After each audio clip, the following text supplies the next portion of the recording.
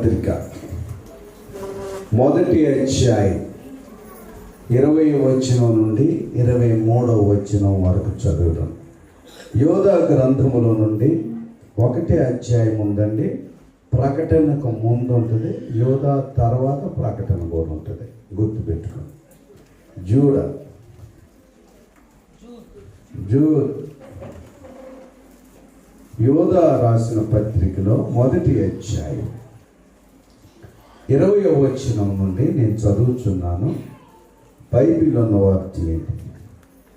ప్రియులారా, మీరు విశ్వసించు అతి పరిశుద్ధమైన దాని మీద మిమ్మను మీరు కట్టుకొనుచు పరిశుద్ధాత్మలో ప్రార్థన చేయుచు నిత్య జీవము యేసుక్రీస్తు కనికరము కొరకు కనిపెట్టుచు దేవుని ప్రేమలో నిలుచున్నట్లు కాచుకొని ఉండుడి. సందేహపడు వారి మీద కనికరము చూపుడి. అగ్నిలో నుండి లాగినట్టు కొందరిని రక్షించుడి.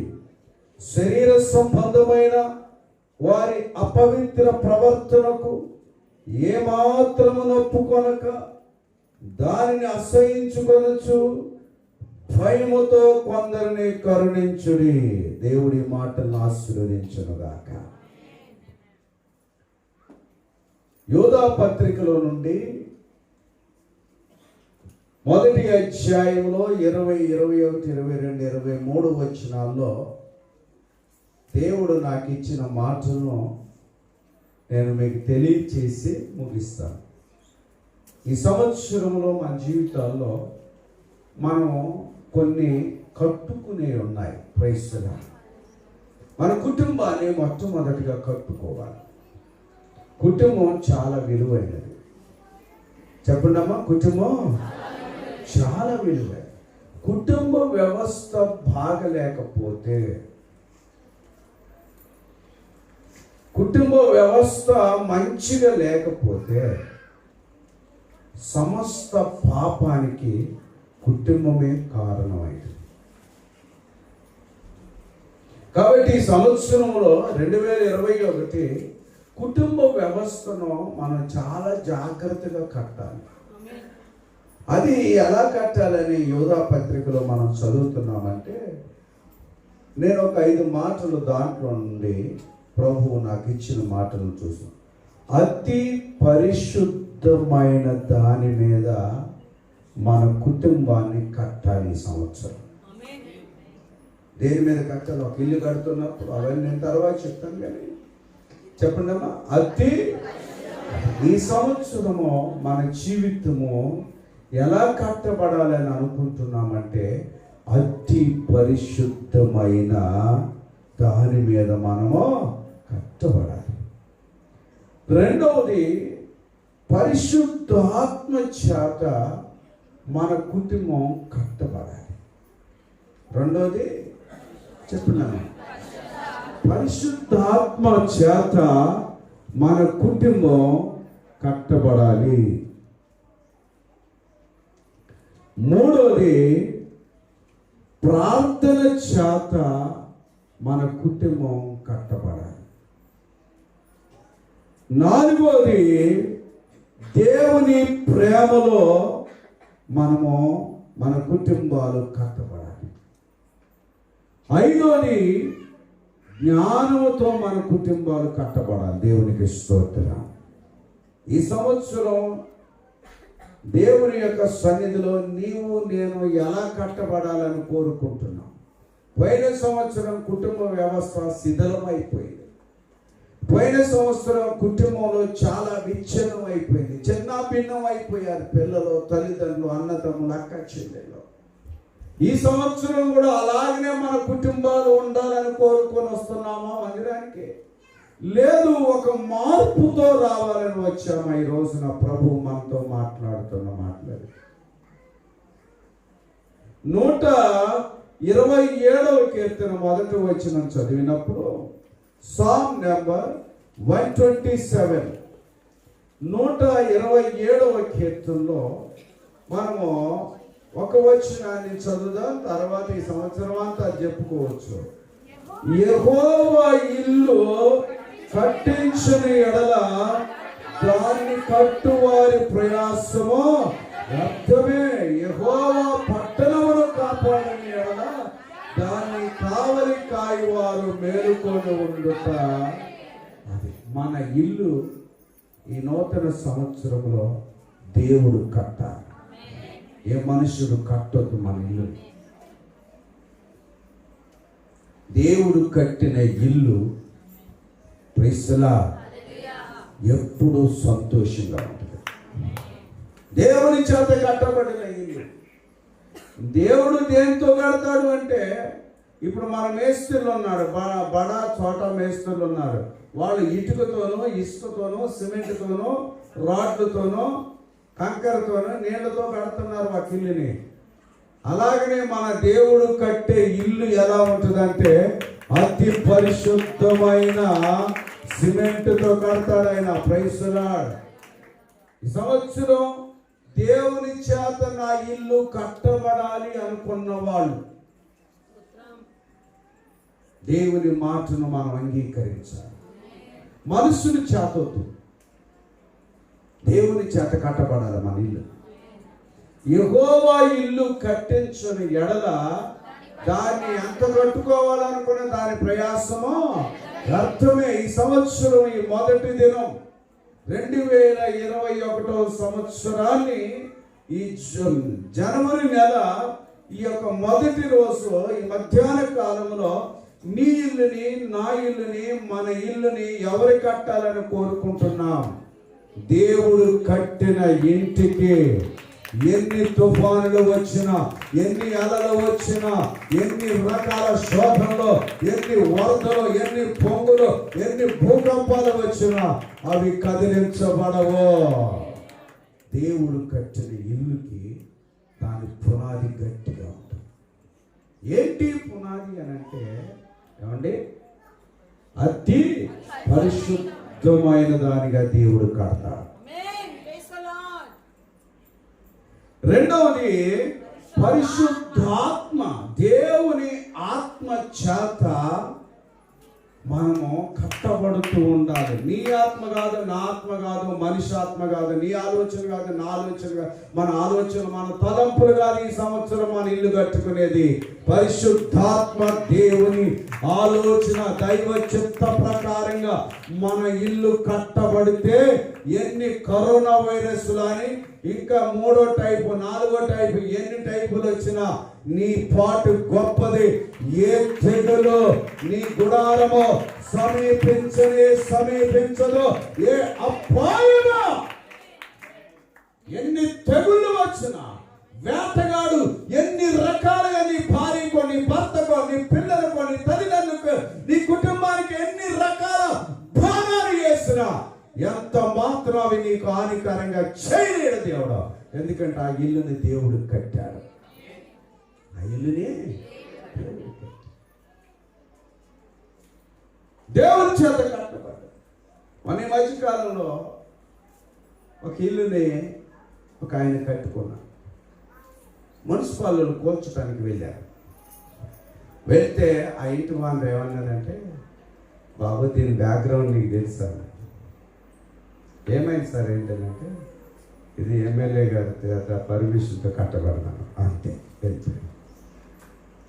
ఒక ఎమ్మెల్యే, ఒక ఎంపీ, ఒక మంత్రి పర్మిషన్తో కట్టబడితేనే కోల్చడానికి వచ్చిన వాళ్ళు వెనకపోతే, సృష్టికర్త అయిన దేవుడు, భూమిని ఆకాశాన్ని సృష్టించిన పరిశుద్ధుడు, నీతిమంతుడు, సర్వశక్తిమంతుడు, సర్వాధికారి, ఉన్నవాడు, అనువాడు, ఆది అంతమునైంది గొప్ప దేవుడు మన ఇల్లును కడతంటే ఏ తెగులు, ఏ అపాయమో, ఏ వేటగాడు ఊరి నుండి కూడా ఏ యొక్క చీకటిలో, రాత్రిలో, పగల్లో తొలిగే ఎటువంటి తెగులు కూడా మన ఇంటికి రాకుండా ఈ సంవత్సరాన్ని దేవుడు కాపాడబోతున్నాడు. కాపాడాడు. దేవునికి స్తోత్రం.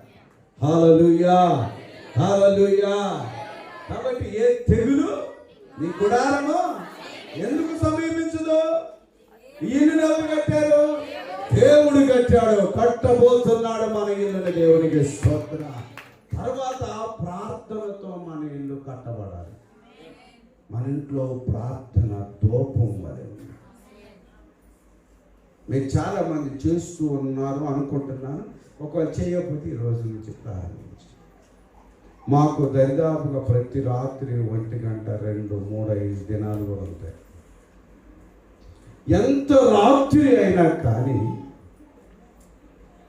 మేము 5 కుటుంబ ప్రార్థన చేయాలని ఏ రోజు మేము పడుకోవాలి.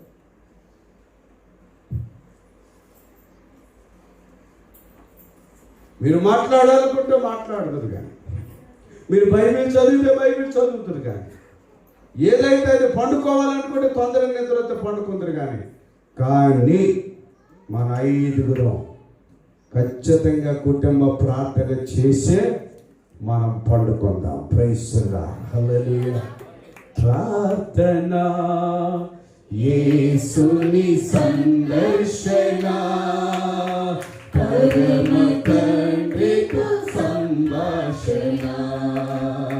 ప్రార్థన కుటుంబముగా ప్రార్థించగా కొదువా ఏమయ్యో లేకుండునో.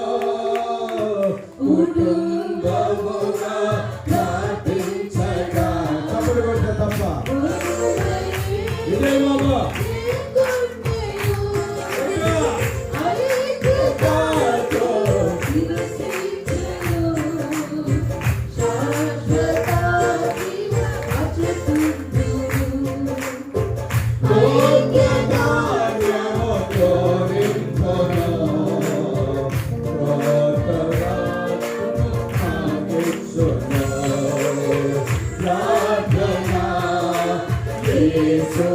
తీర్మానం చేసుకోవాలి. అటు ఇటు దిక్కులు చూడద్దు, ప్రవేశం చేయొద్దు. హృదయాలలో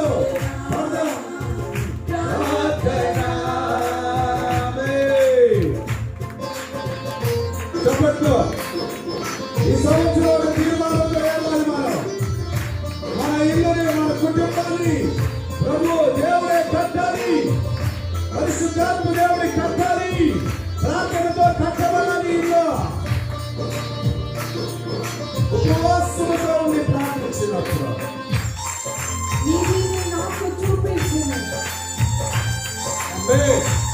కొట్టునాయన అమ్మనాయన కొట్టండి.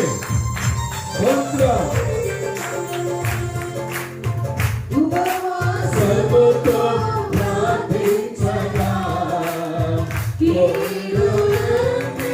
తొలగిపోవలో.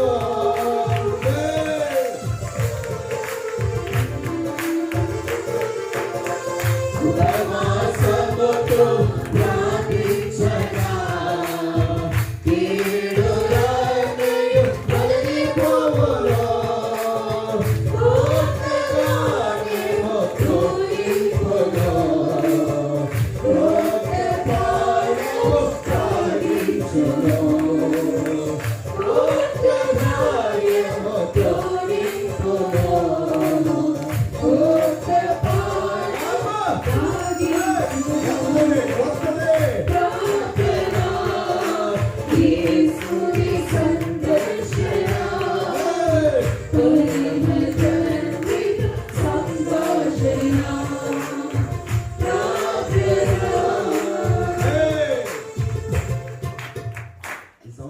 ప్రతి గృహములో ప్రార్థన మానక చేయాలి. Praise the lord.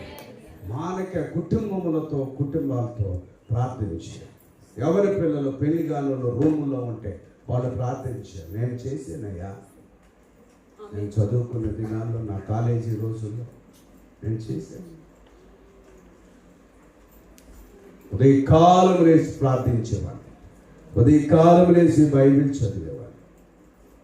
అందరూ కొత్తలో నన్ను ఎంతగా చూశారు. రాను అది చాలా అద్భుతంగా దేవుడు మార్చాడు. నేను బ్యాచులర్స్ అని ఏం అవసరం లేదు.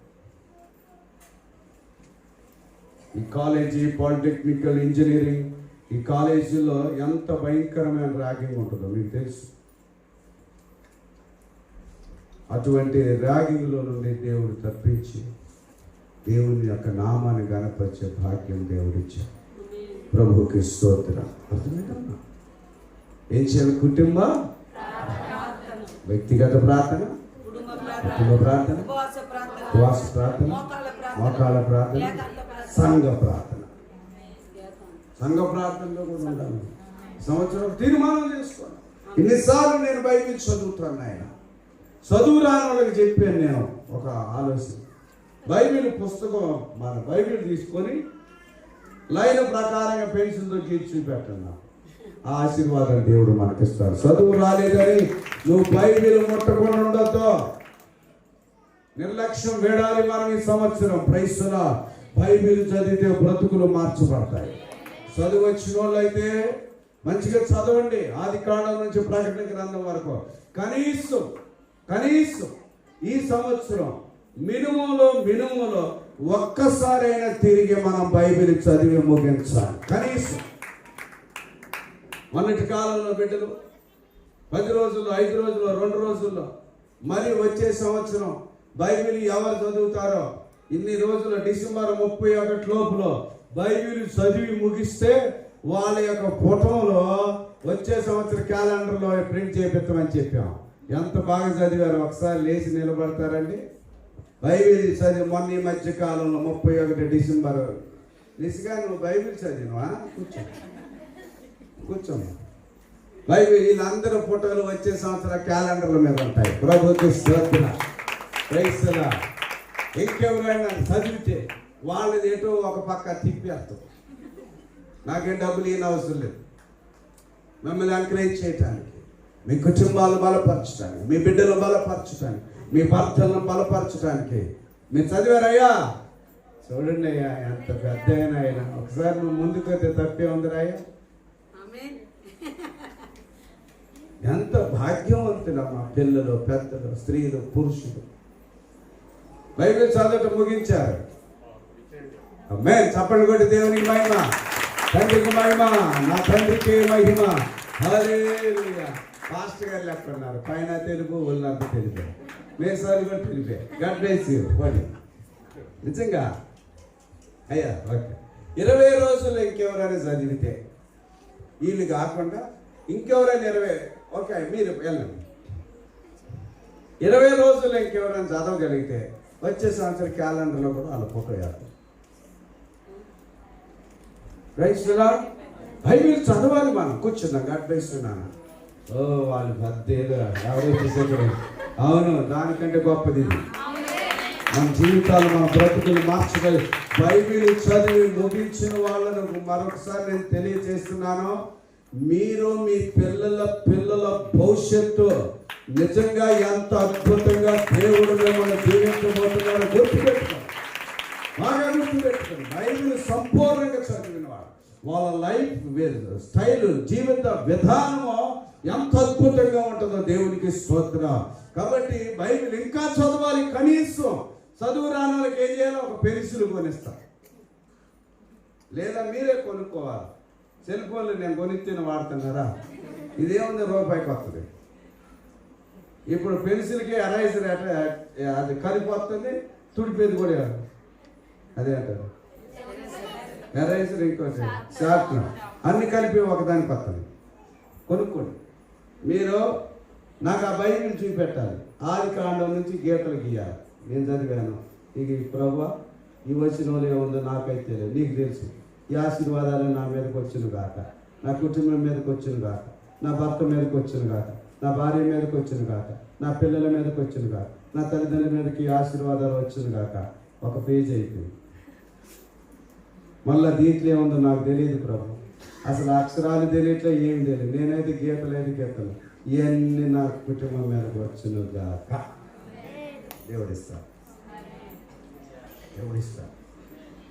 అది మనం చేయాలి. ఈ సంవత్సరం చదువు వచ్చిన వాళ్ళం బైబిల్ ఖచ్చితంగా కనీసం బతుకు సల్లంగా ఉండాలంటే ఒక్కసారి చదువుతాం జీవితంలో.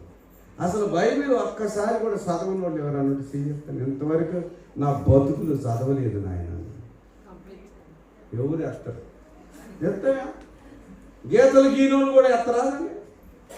ఇంకా చాలా మంది ఉంటారు. ఇప్పుడు ఇంకా ఇంకా ఇంకా ఎత్తాలి ఎత్తాలి, ఇంకా చదువు వచ్చిన వాళ్ళు ఎత్తాలి, చదువు రాని వాళ్ళు ఎత్తాలి. ప్రైజ్ ఇట్లా అవి ఎన్ని చేతులు. చదువు రాని వాళ్ళు పెన్సిల్ బైబిల్ కొనుక్కోండి, గీతలు గెత్తా ఉంది, సంవత్సరం లోపల అవుతుంది మీకు. చదువు వచ్చిన వాళ్ళు కనీసం రోజుకి 3, 4, 5 అధ్యాయాలు చదవాలి. రోజుకి 4 అధ్యాయాలు చదివితే మరలా వచ్చే డిసెంబర్ కల్లా అక్కడ అమ్మాయి పోటీ అంత బాగుంది, కనీసం మీరు పెట్టపోయిన లిసిగాంచి పెడితే అట్లా చక్కగా ఉంటుంది. చదవండి. తల్లిదండ్రులు చదివినా పిల్లల ఫోటోలు పెడతాం, నిజంగా పెడతాం, అందరే పెడతాం. ప్రైజ్లా ఎవరెవరు ఎందుకు పెట్టుకోవాలి? బిడ్డలు ఎంతో చక్కగా బైబిల్ చదివారు, కష్టపడి వాళ్ళు చూడు ట్రై చేయండి. పేరమ్మ గారిది పెడతారు, ఏదో పేరు పెట్టింది, చెర్లింది పెడతారు, ఫస్ట్ ఫోటో పెడతారు. 20 రోజులు చదివితే ఎంకరేజ్ చేస్తారు. బైబిల్ చదవండి, బైబిల్ చదవండి, ప్రార్థన చేయండి. కుటుంబ ప్రార్థన, సంఘ ప్రార్థన, వ్యక్తిగత ప్రార్థన, ఉపవాస ప్రార్థనలో ఇంకా దేవుని ప్రేమ చేత కట్టబడాలి. మనం లోక ప్రేమ వద్దు, ఈ పాపపు ప్రేమతో వద్దు, ఈ ధనాశ ప్రేమతో వద్దు. మన ఇల్లు కట్టబడేది దేవుని ప్రేమలో కట్టబడాలి. మన ఇల్లు ప్రభువుకి స్తోత్రం. మన ఇంటిని చూసిన వారు దేవుని ప్రేమ. 5వది జ్ఞానముతో మన ఇల్లు కట్టబడాలి. దేంతోమా? వీటితో కట్టబడితే ఎన్ని కరోనాలు వస్తాయి నీకెందుకు అసలు రాదని అసలు ఏమవుతుంది? ప్రైజ్లా. కాబట్టి అతి పరిశుద్ధమైన దాని మీద మన ఇల్లును ఈ సంవత్సరం కట్టుకోవటానికి ప్రభువు సహాయం చేయనుగా. మన ఇల్లుని ఇంకా దేంతో కట్టాలి? 2వది పరిశుద్ధాత్మ యొక్క ఆత్మ నడిపింపుకి మనల్ని అప్పగించుకొని కట్టుకోవాలి. 3వది ప్రార్థనలో కట్టాలి. ప్రార్థన చేత కట్టబడింది ఎన్నడూ కూడా పోల్చబడదు. ప్రార్థన చేత జరిగించిన ఏ కార్యం కూడా అది పోల్చబడదు. ప్రార్థనతోనే ప్రతి కార్యాన్ని ప్రారంభించాలి. ఈ సంవత్సరం ప్రభువుకి స్తోత్రం. అంచెలంచెలుగా అభివృద్ధిలోనికి వస్తుంది. తండ్రికి మహిమ. 4వది ప్రేమతో కట్టాలి. ప్రతి కార్యాన్ని దేవుని ప్రేమతో చేయాలి. మన ఇంట్లో దేవుని ప్రేమ చేత కట్టబడాలి ఇల్లంతా కూడా. 5వది దేవుని యొక్క జ్ఞానంతో ఇల్లు కట్టుకోవాలి. జ్ఞానవంతురాలు తన ఇల్లును 3 రాలు భక్తిహీనరాలు ఇల్లును ఊరిగా పొడగొట్టుకో ఉంటుంది, గుంజేస్తుంది, లాగేస్తుంది, కాల్చేస్తుంది. అట్లా కావద్దు. ఈ సంవత్సరం మన ఇల్లు గట్టి పునాదితో ఉండాలి. ఈ సంవత్సరం ఎన్ని అలలు రానివ్వండి, ఎన్ని తుఫాను, ఎన్ని కరోనాలు రానివ్వండి, ఏం భయపడ. నీ ఇల్లు మాకు అసలు ఎవరు చెప్తున్నారండి డబ్బులు? మేము ఎంత భయపడాలి తెలుసు.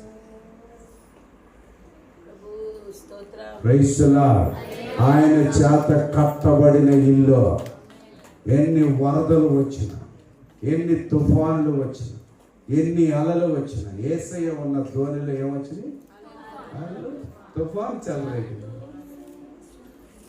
ఆయనే ఉన్నాడు. అసలు నీకేం ఆయన లేడు అన్నోళ్ళకే కరోనాకు భయం. ఆయన లేడు అన్నోళ్ళకే కరోనా అంటే భయం. వామ్మ ఏమవుతుందో ఉద్యోగం, అయ్యో బాబు ఏమవుతుందో నా వ్యాపారం, అయ్యో నా పిల్లల భవిష్యత్తు ఏమవుతుందో, అయ్యో నా ఇల్లు ప్రారంభించేది ఏమవుతుందో. కరోనా టైంలోనే దేవుని బిడ్డలు, మన సంఘంలో ఉన్న బిడ్డలు ఇల్లు కట్టి ముగించి అద్భుతంగా వారి జీవితాలు, వివాహాల విషయంలో, సొంత గృహాల విషయంలో అమ్మటం, సేల్ అవటం, పరిచయం చేయటం, దేవుడు కార్యాలు చేశాడు. ఉద్యోగాలు కొత్త రావటం, పోతే పోయి పాత కొత్త వచ్చిన ఇంక్రిమెంట్, ప్రమోషన్ దేవుడు ఇచ్చాడు. తెలుసా? ఏ టైం? Corona time. ప్రైజ్లా. ఏం భయపడదు. ఇంకో 2వ టైప్ వచ్చిందన్న. ఎన్ని టైపులు అంటారు మీకు తెలుసా? ఇవేంటండి జాండీస్. చాలా టైప్స్ ఉన్నాయి. ఫస్ట్లో కనుక్కునేటప్పుడు 1 టైపు, 2వ టైపు, 3వ టైపు, 4వ టైపు ఉంది. ఆ తర్వాత జాండీస్ ఏ టైపు అంటున్నారు సామాన్య జనులు కూడా. కరోనా కూడా రేపు అదే టైప్ అవుతుంది. ఎన్నో టైప్ వచ్చిందని అడుగుతూ దానికి భయపడము. ఎందుకనంటే దేవుని చేత కట్టబడ్డా, దేవుని చేత కట్టబడ్డా, మనం దేవుని చేత కట్టబడ్డాం, పరిశుద్ధాత్మ చేత కట్టబడ్డాం, ప్రార్థన చేత కట్టబడ్డాం, దేవుని ప్రేమ చేత కట్టబడుతున్నాం, దేవుని జ్ఞానం చేత ఇల్లు కట్టబడుతుంది. 2021 సంవత్సరం ఏ తుఫాను, ఏ గాలి, ఏ అలజడ నిన్ను తాకిన నన్ను ఏమి చేయలేదు. ప్రేస్తున్నా. కొంతమంది సాక్ష్యం చెప్తుంటే నాకు 2 మాటలు గుర్తొచ్చాయి. ఆ 2 మాటలు గుర్తు చేసి ముగిస్తాను. అమ్మా అయ్యలారా, దేవుడు గొప్పవాడు. మనం నమ్మిన దేవుడు ఎవరండి? నమ్మదగిన వాడు, గొప్పవాడు. నేను 2 పక్షులను 2 జంతువులను గుర్తు చేస్తాను. 3వ జంతువు 3వ పశువు నీవు నేనై ఉండాలి. ప్రేస్తున్నా. ఏ విషయానికి భయపడదు. ఈ సంవత్సరం దేవుడు ఇచ్చాను నీకు. మునుపటి కంటే అధికమైన మేలులో కలుగజేస్తారని చెప్పిన దేవుడు ఆయన. మునుపటి కంటే అధికమైన మేలు చేస్తాను. నేను 2 రెఫరెన్స్ చదివిపిస్తాను. నీ జీవితంలో మరీ ముఖ్యంగా 2021లో ఏదైనా కొరత, బాధ వస్తే ఈ 2 జంతువులను గుర్తుపెట్టుకో. 3వ జంతువు నువ్వు నేను అనుకో. 34వ కీర్తన చూద్దాం. మొదటి జంతువు 34వ కీర్తనలో మనం చదువుతున్నాం.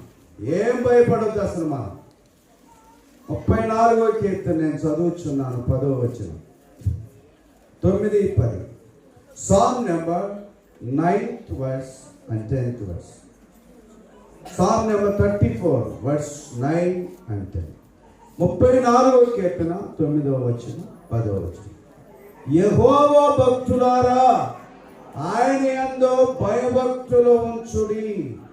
ఆయన యందు భయభక్తులు ఉంచువానికి ఏ కరోన వచ్చినా ఏమీ కొదవలేదు అంటూ ఒక గొప్ప దాన్ని మనకు తెలియపరిచారు. 10వ వచనం. సింహపు పిల్లలు లేమి గలవై ఆకలి కొనును, యెహోవాను ఆశ్రయించు వారికి ఏ మేలు కొదవై ఉండదో. డబల్ గానే దేవుడు ఇస్తారు. అధికమైన మేలుతో దేవుడు నిన్ను నన్ను ఈ సంవత్సరం నింపబోతున్నాడు. నమ్మిన వారు ధన్యులు, నమ్మనోడు. సింహం పిల్లలైనా ఆకలి కొంటాయి. అడవిలో రాజు ఎవరండి? బా, దాని పిల్లలైన ఆకలి కొంటాయి. రాజుగారి పిల్లలు, సింహం పిల్లలైనా ఆవురు మన దేవుని యందు ఆశ్రయించి నమ్మకం ఉంచిన వాడు ఆకలి అనేది వారికి తెలియదు, కొరతలనేవి తెలియదు. దేవుడు అంత గొప్పగా ఈ సంవత్సరంలో నిన్ను నన్ను చేయబోతున్నాడు. అప్పుడు సింహపు పిల్లలైనా ఆకలి మమ్మీ అంటే డాడీ అంటే బాధ అంటా ఉంటే అరుస్తూ ఉంటుంటే అది ఏం చేస్తుంది? ఏది దొరకనేకుండా దేవుడు చేశారు. అన్ని ఎక్కడికెక్కడ వాళ్ళ గుహలో బంధించేశారు. అవి ఆకలి అవుతుంది. అటువంటి సింహం పిల్లలకైనా ఆకలి ఉంటాయి. కానీ యూదా స్తుతి గోత్రపు సింహమా యేసయ్యా నా ప్రియ ప్రగతి నీ స్వాధీనమా నీవే కదా ఆరాధన స్తుతి ఆరాధన యేసు నీవే కదా ఆరాధన స్తుతి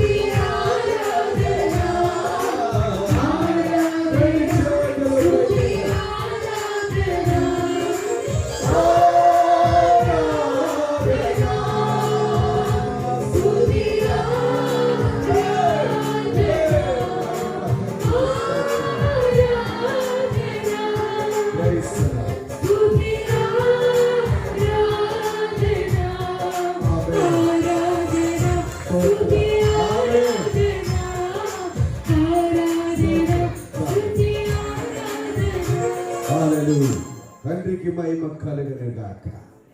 సింహపు పిల్లలైన ఈ సంవత్సరం ఏం కొంటాయి?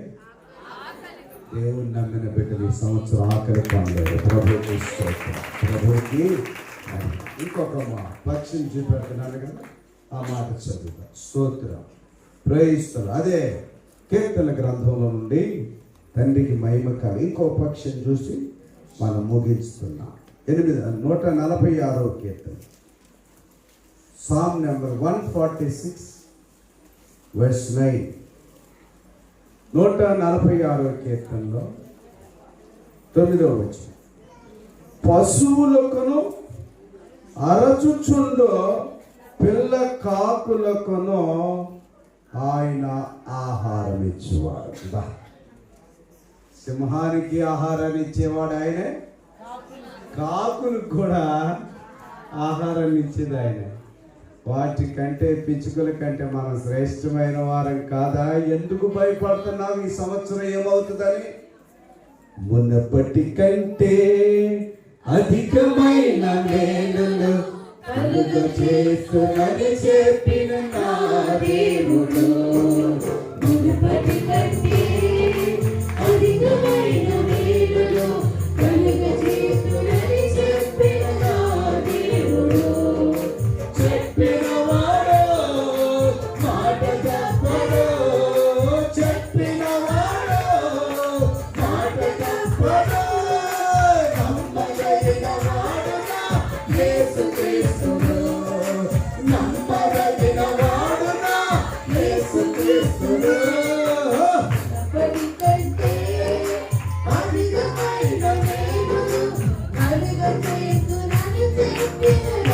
దేవుడు చెప్పిన వాడు మాట తప్పడు, చెప్పిన వాడు మాట తప్పడు.